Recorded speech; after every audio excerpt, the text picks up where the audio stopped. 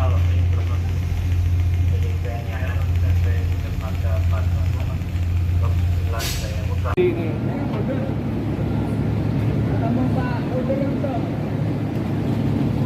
bersama tim SAR gabungan melaksanakan medical evacuation terhadap satu orang warga negara Filipina atas nama Gillespie umur 51 tahun, di mana korban tersebut mengalami cedera yang diakibatkan oleh perbaikan kapal di dalam kapal tersebut, di mana selanjutnya korban tersebut terlepas dari beberapa komponen yang terdapat di kapal di bagian mesin, sehingga mengenai luka bagian pelipis sebelah kanan pada mata bagian kanan.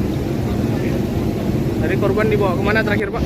Ya, korban berhasil dievakuasi pada pukul 08.00.